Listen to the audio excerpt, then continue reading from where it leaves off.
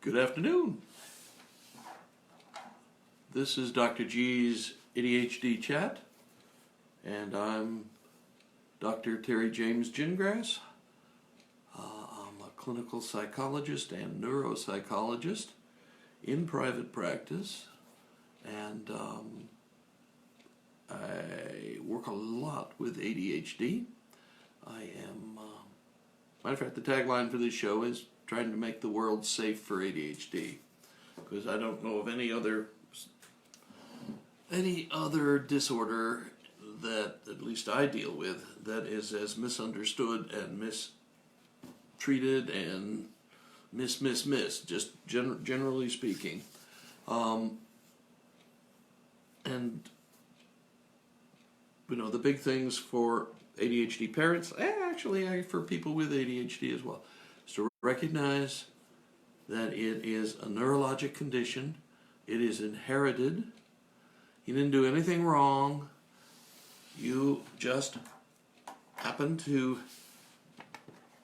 have a family tree, a line, a lineage, if you will, that has a lot of ADHD in it. And like anything else, being short, being tall, whatever, you've got to adapt and adjust to it. And the people who've married into this line also have to adjust and adapt and think that the things that first attracted you to the person are the things that will hold you together as long as you focus on those in your relationship. I'm talking about people who marry an ADHDer. Odds are you didn't know it. But hey, those of us who've done it, not so bad. If you got to enjoy the excitement, you got to enjoy the energy, you got to enjoy the willingness to try new stuff. Okay, this is a holiday weekend coming up anyway, and I just got back. I missed last week. I was in the middle of a conference, and it's a high performance coaching conference, and I really learned a lot and burnished a lot of old skills that I already had, but it was really good, and it'll be helpful. I am starting to emphasize coaching more in my practice than just doing therapy. It's kind of a whole different approach where you try to take people to where they want to go, rather than just get them to stop feeling so miserable about where they are. Okay, so anyway, I'm a little jet lagged and a little bit, I think, flaky as I'm looking at what I'm doing here. I'm a little bit, I was 2 time zones off for all week. Now I'm back and 2 time zones off because I had just started to adapt and adjust to Arizona. But anyway, holidays. Holidays for both ADHD adults and parents of ADHD kids are frequently a time of some difficulty. Whether you're going over the river and through the woods to grandma's house, or you're staying at home and the whole family's coming to you, you have broken up a huge number of routines right there. I mean, it is a big deal when all of a sudden you've got, a bunch of house guests, or you are a house guest, and you've had to travel and on and on. We flew in yesterday, and you would not believe the mess that the airports are. Crowded with people. Our plane, our plane flying in to our home airport was half full because half the people's flights were delayed and they couldn't make it. It was quite an experience. I've never flown on a half-empty plane, I don't think, before, and it was a lot quieter than usual anyway. But people have disrupted their routines. They've disrupted a lot of things. Now the trick for getting through ADHD with a minimum number of problems, shall we say, explosions, whatever you want to call them. First thing you got to do is you got to stick on the routines that you've got as much as you can, okay? Bedtimes, mealtime, well, you're going to have a major disruption in the meal times, but as much as you can, make sure the sleep schedule, medications, if you're on them, for crying out loud, don't stop because, it's a holiday. I guarantee you that's not a good time to start messing around with the system you've established. So stick with the medications, and honestly, try to do as well as you can, keeping the diet about the same. There's going to be one blowout meal, and probably all the meals after that are going to be small copies of it. But understand, that ADHD people are particularly sensitive to big changes in blood sugar, and try to minimize those as much. Think of it as the whole meal, though, okay? You're not just looking at a sugary dessert at the end. You're looking at the balance of the whole meal. If we analyzed it, would there still be mostly protein and fat with not so much carb? My only reason for Thanksgiving is pecan pie. Don't care about pumpkin, don't care about turkey, pecan pie. And obviously that is about as sugary as you can get. But as long as I stack it against protein, so that the whole, if you will, glycemic index for the meal balances out pretty well, I don't suffer too much, and the people around me don't suffer too much.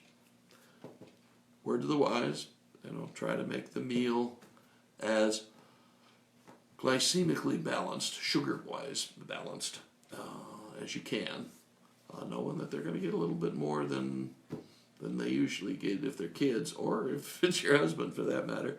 So just a word to the wise, and try to keep it a little bit under control.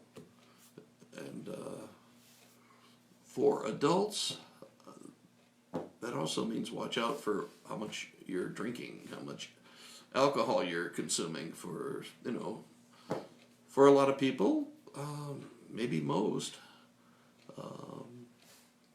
wine or champagne typically kind of balance the whole holiday season and add to the meal and all that other good stuff. And sure, as long as nobody in the family's got a problem with alcohol, and if you have a family that doesn't have any alcoholics in it, I salute you, but I do not know how you did it. Knowing you're going to have some people who have more problems with that than others, so just be a little bit careful about that. And drinking over the holidays is one of those things we've come to expect, but as you get older especially, you'll naturally kind of cut back, because the pain is not worth what it's like when you drink too much.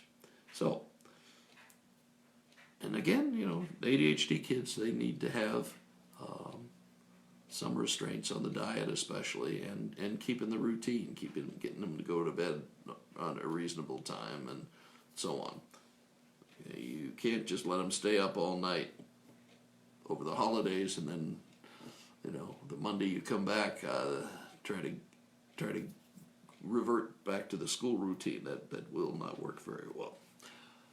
Other thing is the major, probably natural treatment for ADHD is exercise. Okay, exercise. Not weeds and seeds, not, exercise. The more they do, the more time they've got where they're under better control.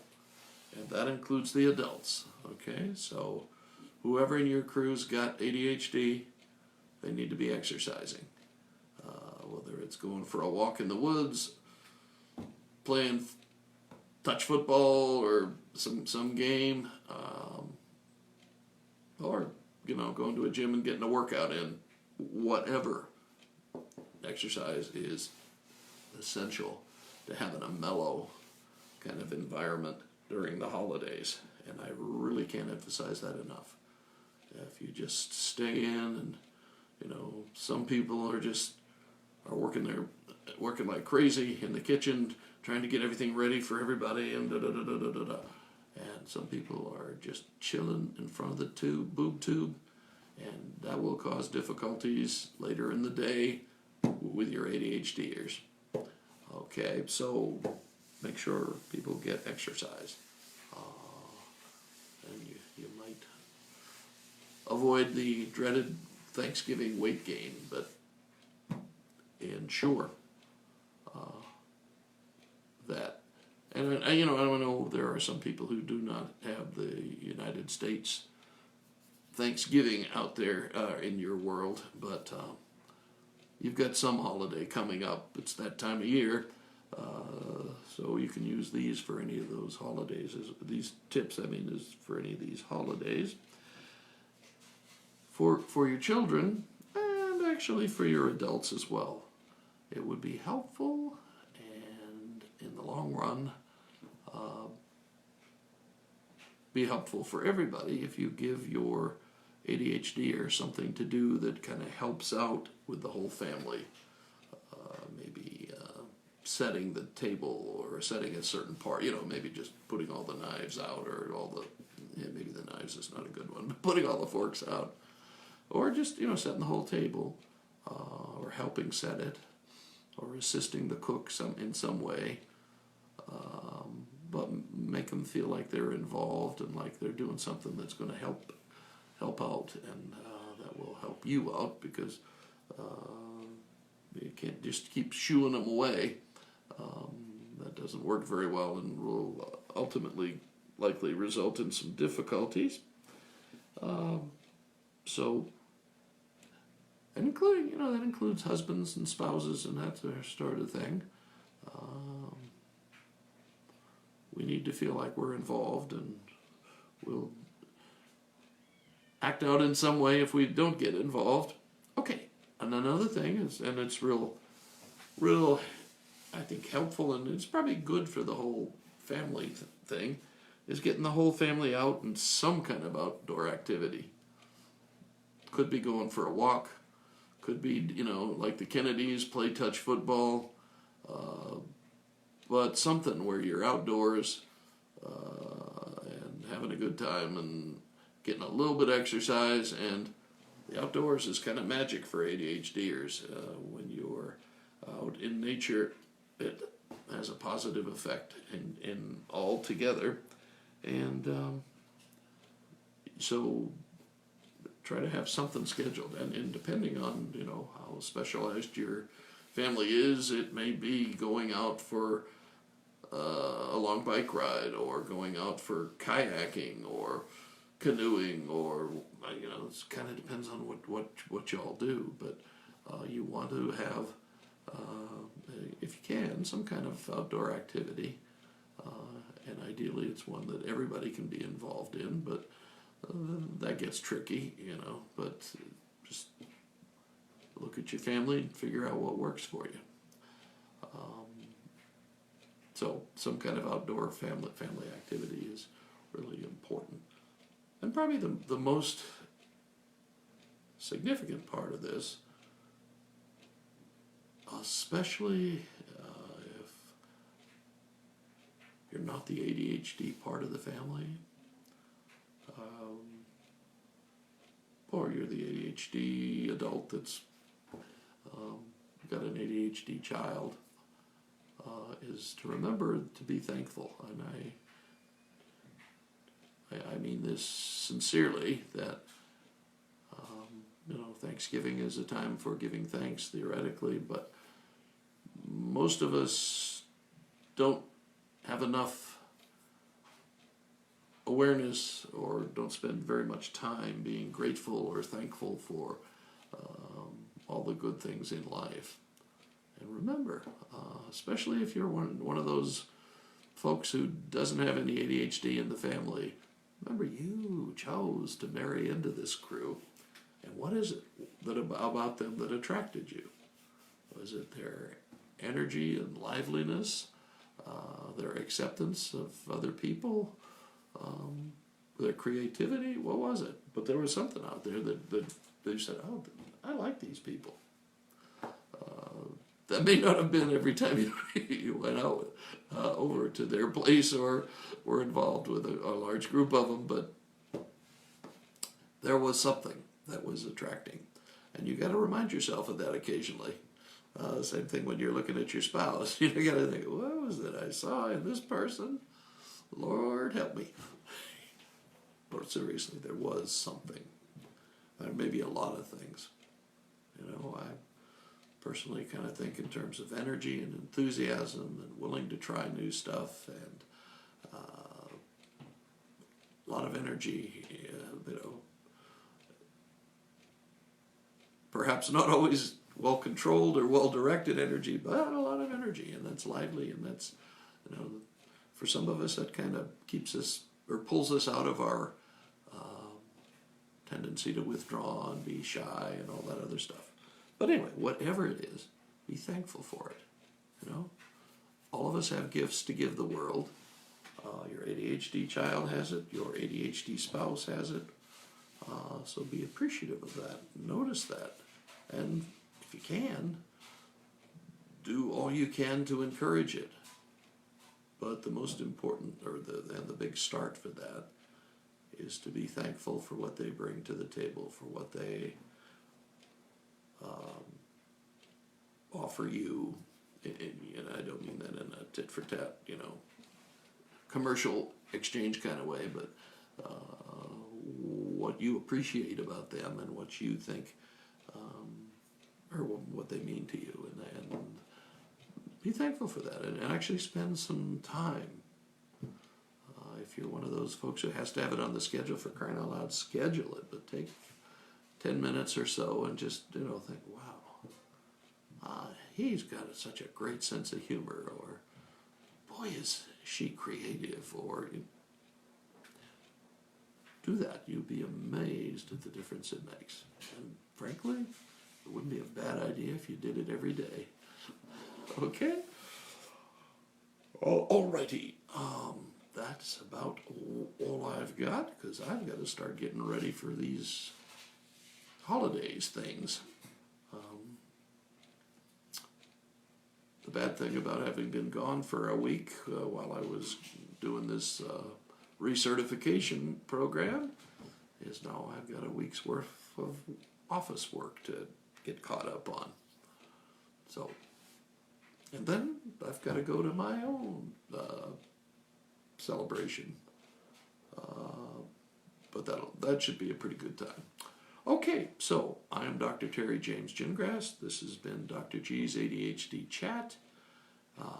We are the show that tries to make the world safe for ADHDers. And remember, your child with ADHD, your spouse with ADHD is an outside-the-box thinker. And those are the folks who solve the world's problems. It isn't the compliant, conforming folks. It's the ones who are outside the box, looking at things in a different way, that make the big changes that help us all. So encourage that, please. And we will catch you again in the future. And if you've got things you think I should get into, things you think I should talk about, issues you'd like to hear discussed, feel free. And I'm going to, in the future, start expanding what we do. I've had a couple of my patients suggest I should be doing something just for the adults, and I'm still trying to figure out exactly, what the focus would be on something like, I know obviously in general what it would be, but a little more specifically what my piece of that would be for you. And so I will let you know when I get that all sorted out and ready to go.